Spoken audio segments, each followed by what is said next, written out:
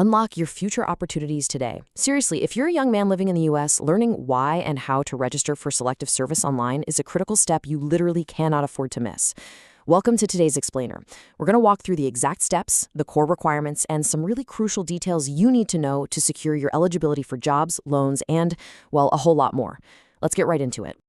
Okay, here's our roadmap for today. We're going to cover understanding the requirements, preparation, the step-by-step online process, verification and common challenges, the consequences of not registering, and finally, a pretty massive update coming in 2026. So, Section 1, Understanding the Requirements.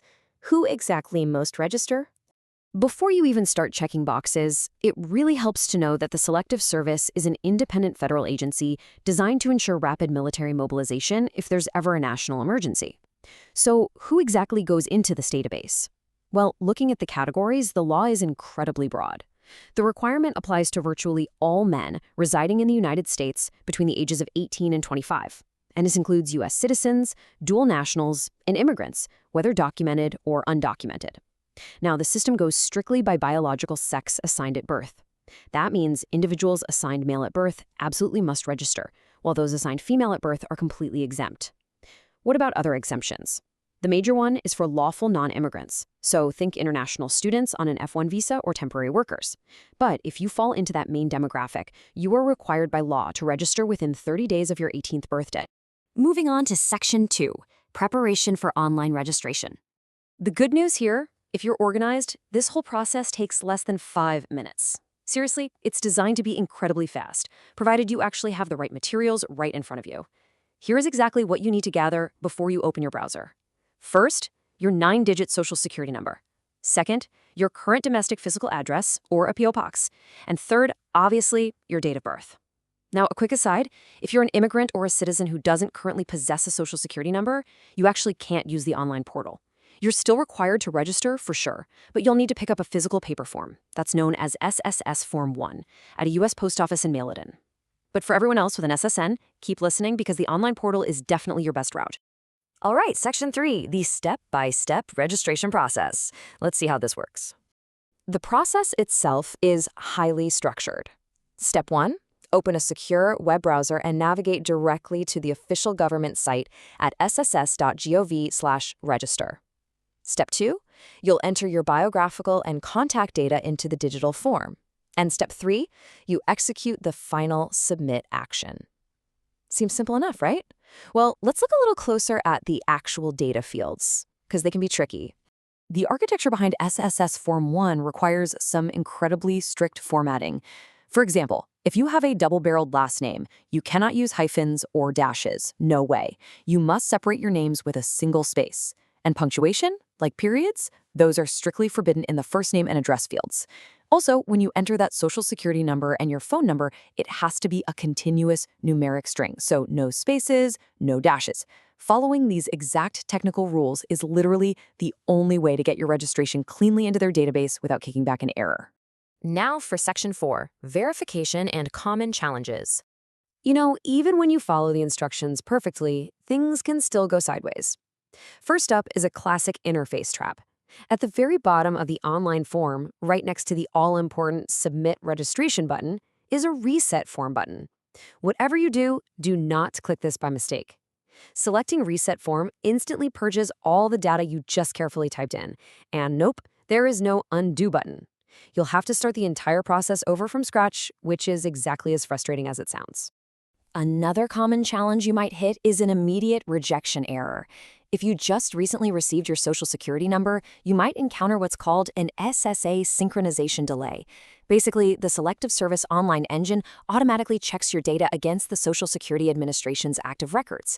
If the SSA hasn't updated their side yet, the systems mismatch and your registration gets rejected. If this happens, don't panic. You can either wait a bit and try again later, or you can just bypass that digital delay altogether by submitting the physical paper form. Okay, so once you successfully click Submit, your obligations don't just vanish into thin air. Post-registration, you really should check sss.gov/verify just to confirm your enrollment went through. You should also expect a physical acknowledgement letter in the mail within about 90 days. But here is the most commonly forgotten rule, and this is absolutely crucial. Until January 1st of the year you turn 26, you are legally obligated to update the Selective Service with any change of address within a strict 10-day window. It is an ongoing legal obligation. Which brings us to Section 5, Consequences of Not Registering. We need to shift our tone a bit here, because failing to comply with this simple 5-minute process carries permanent repercussions. Failing to register is not just some minor administrative oversight. It's actually a federal felony. Under the Military Selective Service Act, a conviction can result in a massive fine of up to $250,000 and up to 5 years in a federal prison. Yeah, they do not mess around with this. So, the crucial point is that even if you are never criminally prosecuted, the administrative penalties can essentially last a lifetime. If you failed to register before your 26th birthday, the window closes permanently. You become completely ineligible for federal jobs. You're blocked from state-based student loans and grants in 31 different states. You lose access to federal job training programs. To put that into perspective with a real-world example, there are countless stories of young men graduating at the very top of their class only to be denied a vital grant or entirely locked out of their dream career at, say, the Postal Service, simply because they missed this 5-minute form. Oh, and if you're an immigrant, your U.S. citizenship proceedings can be significantly delayed. And honestly, this gets even more serious due to a recent policy change. Historically, if you missed the deadline, you could request a status information letter, or SIL, from the agency to try and prove your failure to register wasn't intentional. But as of June 30, 2026, the Selective Service is completely discontinuing this program. They will no longer review individual cases.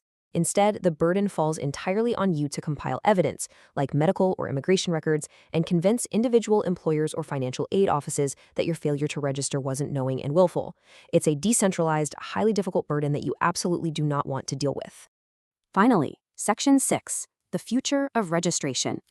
The whole system is about to change drastically. In December 2025, the National Defense Authorization Act for fiscal year 2026 was signed into law. This legislation fundamentally changes the game.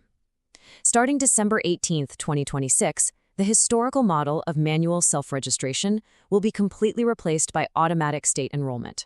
So the responsibility is shifting entirely from the individual young man directly to the federal government.